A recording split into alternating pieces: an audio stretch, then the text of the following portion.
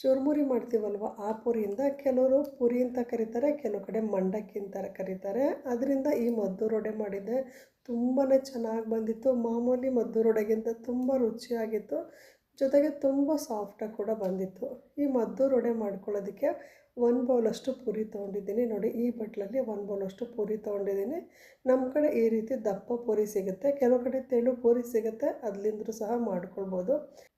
ಈ ಮಂಡಕ್ಕಿನ 1-2 ಸಲ ನೀರಲ್ಲಿ ಚೆನ್ನಾಗಿ ತೊಳ್ಕೊಂಡು ಹಾಗೆ ಹಿಂಡ್ಕೊಂಡು ಬೇಕಿದ್ರೆ ತೊಗೋಬೋದು. ಈ ಥರ ಜಾಲರಿಲಿ ಸೋಸ್ಕೊಂಡು ಬೇಕಿದ್ರೆ ತೊಗೋಬೋದು. ಇದನ್ನು ಒಂದು ಮಿಕ್ಸಿ ಜಾರ್ಗೆ ಹಾಕ್ಕೊಂಡು ಹಾಗೆ ರುಬ್ಕೊಳ್ತಿದ್ದೀನಿ. ರುಬ್ಬೋದಕ್ಕೆ ಕಷ್ಟ ಆದರೆ 1-2 ಸ್ಪೂನ್ ನೀರನ್ನು ಹಾಕ್ಕೊಂಡು ನೈಸಾಗಿ ರುಬ್ಕೊಳ್ಬೇಕು. ಇದಕ್ಕೆ 1-2 ಈರುಳ್ಳಿನ ಸಣ್ಣದಾಗಿ ಕಟ್ ಮಾಡ್ಕೊಂಡು ತೊಗೊಂಡಿದ್ದೀನಿ. ಸ್ವಲ್ಪ ಕೊತ್ತಂಬರಿ ಸೊಪ್ಪು, 1-2 ಹಸಿಮೆಣಸಿನ್ಕಾಯಿ ಹಾಕ್ಕೊಂಡಿದ್ದೀನಿ. ಸ್ವಲ್ಪ ಉಪ್ಪು, 1 ಸ್ಪೂನಷ್ಟು ಜೀರಿಗೆ, 1 ಬಟ್ಲಷ್ಟು ಚಿರೋಟಿ ರವೆ ತೊಗೊಂಡಿದ್ದೀನಿ.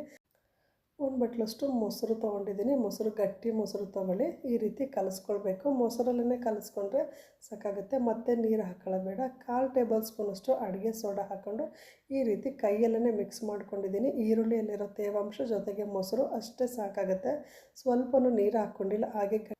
ಹಾಗೆ ಸ್ವಲ್ಪ ಗಟ್ಟಿಯಾಗಿ ಕಲಿಸ್ಕೊಂಡು ಈ ರೀತಿ ಬಾಳೆದೆಲೆ ಇಲ್ಲಾಂದರೆ ಈ ರೀತಿ ವೈಟ್ ಕಲರ್ ಕವರ್ ಇರುತ್ತಲ್ವ, ಅದ್ರ ಮೇಲೆ ಸ್ವಲ್ಪ ಕೈಗೆ ಎಣ್ಣೆ ಎತ್ಕೊಂಡು ಸ್ವಲ್ಪ ದಪ್ಪವಾಗೇ ತಟ್ಕೊಂಡು ಕಾದಿರೋ ಎಣ್ಣೆಗೆ ಹಾಕಿ ಒಂದು 5 ನಿಮಿಷ ಚೆನ್ನಾಗಿ 2 ಸೈಡು ತಿರುಗಿಸ್ಕೊಂಡು ಚೆನ್ನಾಗಿ ಬೇಯಿಸ್ಕೊಂಡ್ರೆ ಮಂಡಕ್ಕಿ ಅಥವಾ ಪುರಿಯಿಂದ ಮಾಡಿರೋಂಥ ಮದ್ದೂರು ವಡೆ ರೆಡಿ ಆಗುತ್ತೆ. ಒಂದು ಸಲ ಈ ರೀತಿ ಮಂಡಕ್ಕಿ ಅಥವಾ ಪುರಿಯಿಂದ ಟ್ರೈ ಮಾಡಿ ನೋಡಿ, ಸಖತ್ ರುಚಿಯಾಗಿರುತ್ತೆ.